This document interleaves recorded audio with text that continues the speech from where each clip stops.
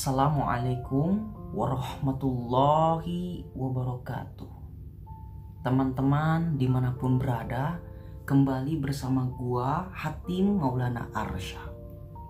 Kali ini gua akan membahas dan mengupas tuntas tentang kinerja hipnosis bagi yang kesurupan.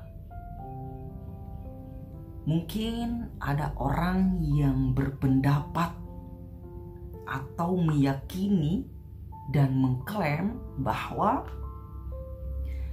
orang yang kesurupan itu bisa disembuhkan hanya dengan hipnosis.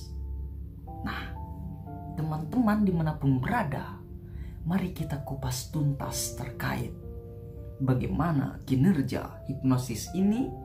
Apakah bisa menyembuhkan kesurupan atau tidak? Gua jawab, tentu bisa. Tapi ada syaratnya. Kalau yang kesurupan itu bohongan.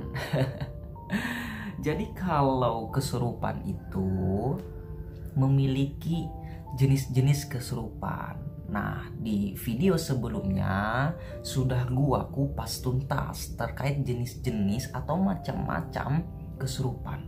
Ada dia yang kesurupan murni dari bangsa astral atau bangsa jin. Dia itu kerasukan jin, ada. Ada dia kesurupan atau kemasukan sosok zat di dalam tubuhnya, ada. Ada dia yang kesurupan atau kemasukan sebuah sosok yang sosok ini memiliki genetika bangsa manusia. Jadi dia ini sosok jin tapi ada genetika darah atau sel darah manusia secara genetik. Ada. Jadi bangsa gaib itu mereka bukan hanya murni dari jin, tidak. Ada bangsa zat, yaitu ketika orang yang sudah meninggal, dia meninggalkan zat di dunia ini. Bukan korin, berbeda. Kalau korin itu adalah murni jin, jin korin namanya. Lalu ada juga dia itu sosok jin tapi dia memiliki genetika manusia. Ada juga.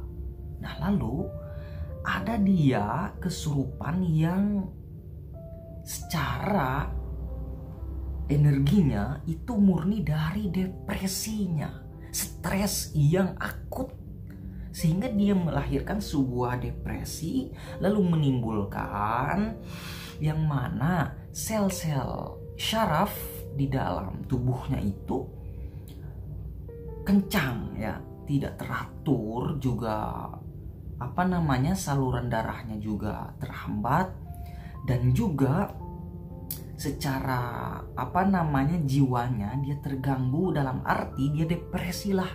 Pokoknya kalau orang depresi itu bisa teriak-teriak, dan juga dia bisa tiba-tiba nangis sendiri. Ya, itu gua masukkan ke dalam sebuah jenis kesurupan. Nah, teman-teman dimanapun berada, itu sudah gua kupas tuntas di video sebelumnya yang berjudul jenis-jenis kesurupan. Oleh karena itu, teman-teman dimanapun berada, mari kita lanjut kepada pembahasan kita kali ini.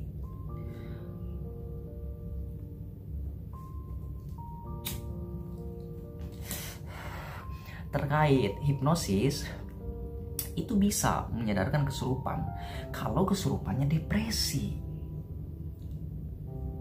Tapi kalau kesurupannya sosok jin, itu tidak bisa, murni tidak bisa.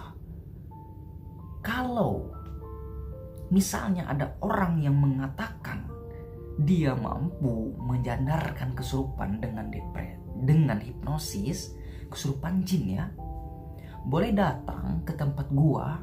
Nanti gua coba memediumisasi sosok jin.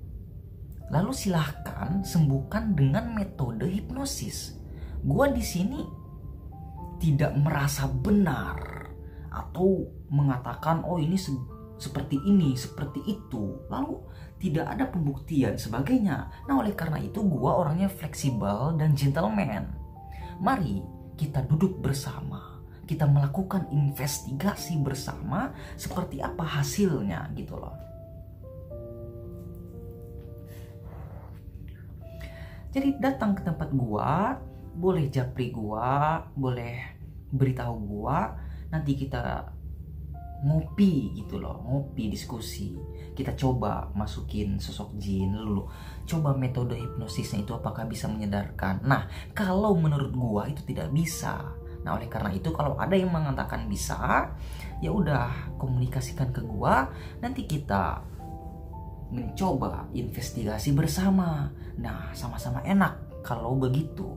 Oleh karena itu teman-teman dimanapun berada, terkait jin juga ini gue kupas tuntas ya. Ini tidak ada gue memberikan sudut pandang seperti ini seperti itu, tidak. Gue ini memiliki atau memberikan lingkar pandang kepada teman-teman dimanapun berada.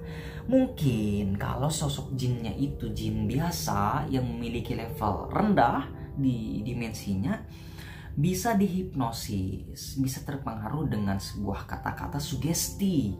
Tapi tidak semua jin, dan bahkan tergantung orang yang melakukan sugesti terhadap orang yang kesurupan, kemampuannya seperti apa. Nah, begitu kembali kepada kemampuannya seorang hipnotis atau orang yang memiliki kemampuan hipnosis atau memberikan sugesti-sugesti kepada orang yang kesurupan. Jadi tergantung orang yang melakukan praktek tersebut gitu loh. Jadi teman-teman dimanapun berada, sekali lagi gue sampaikan bahwa kesurupan itu tidak bisa disadarkan atau disembuhkan hanya dengan sugesti atau hipnosis. Kesurupan tidak mudah seperti apa yang ada dalam sebuah bayangan pikiran kita. Kesurupan itu juga bukan sebuah pembahasan lelucon, dan kesurupan juga itu bukan hal yang harus dipermainkan. Sehingga kita harus memerlukan fakta, data, realita, dan juga harus memerlukan kinerja dan kerja nyata. Oleh karena itu, teman-teman dimanapun berada, jikalau kita menyimpulkan sesuatu, tentu kita memiliki sebuah fakta yang telah kita lakukan. Kita telah melakukan investigasi. Kalau hanya berbicara kesurupan bisa disembuhkan dengan seperti ini, orang yang dirasuki jin bisa disembuhkan seperti ini, nah itu tidak bisa dijadikan sebuah narasi yang nyata dan asumsi publik untuk semua orang, dan itu terlalu berbahaya sehingga nanti orang-orang belajar sugesti lalu ketika ada kesurupan dicoba akhirnya tidak bisa. Nah, apa yang mau menjadi tanggung jawab seseorang yang mengatakan seperti itu? Nah, seperti halnya gua, teman-teman dimanapun berada, seperti halnya gua. Ketika gue mengatakan hipnosis itu tidak bisa menyadarkan orang yang kesurupan, lalu nanti ada juga orang kesurupan bisa sembuh dengan sugesti atau hipnosis. Nah, maka kita gali kasusnya, kita gali problematikanya. Ini kesurupan atau kesurupan depresi, kesurupan jin atau kesurupan depresi. Nah, ini harus kita menjadi sebuah garis besar atau benang merah di dalam sebuah permasalahan atau persoalan yang kita bahas. Lalu kita juga kupas tuntas. Kalau itu kesurupan jin, maka jinnya ini levelnya level apa? Jin jenis apa? Jin ini tinggal di mana? Dimensi berapa? Apakah sebelum kesurupan itu ada gak jin itu sekongkol atau berskenario dengan praktisi atau orang yang ahli dalam sugesti atau hipnosis? Nah, kita harus gali dulu dong benang merahnya, garis besarnya seperti apa. Tidak bisa kita menyimpulkan sesuatu harus seperti ini, seperti itu, tidak bisa. Oleh karena itu, dari sebuah realita yang ada, dari sebuah fakta atau data juga yang ada, maka argumentasi atau kesimpulan yang kuat sampai pada hari ini yaitu hipnosis atau sugesti tidak mampu menyembuhkan orang yang kesurupan. Bahkan depresi juga tidak bisa. Kalau orang yang depresi itu dia menutup semua vibrasi bahasa dari orang lain. Misalnya dia depresi, jadi dia itu masuk kepada sebuah gelombang otak, gelombang frekuensi kesadaran tertentu di alam bawah sadarnya, sehingga dia tidak mampu mendengarkan, bahkan alam bawah sadarnya sendiri dia tidak mampu mendengarkan orang-orang yang berbicara di sekitar dia. Lalu kalau ada yang orang bersugesti, itu sama halnya bohong dong, bohong besar. Jadi dia tidak berpengaruh bagi orang yang depresinya dalam keadaan tertentu. Nah, ini harus kita kupas juga seperti apa gitu loh depresinya. Nah, ini panjang pembahasannya. Oleh karena itu sekali lagi gue sampaikan bahwa argumentasi dan kesimpulan yang paling kuat sampai pada hari ini yaitu bahwa hipnosis tidak mampu menyembuhkan orang yang kesurupan. Sekian dari gua, wallahu muwaffiq ila aqwamit thoriq. Wabillahi taufiq wal hidayah wal inayah. Wassalamualaikum warahmatullahi wabarakatuh. Sampurasun.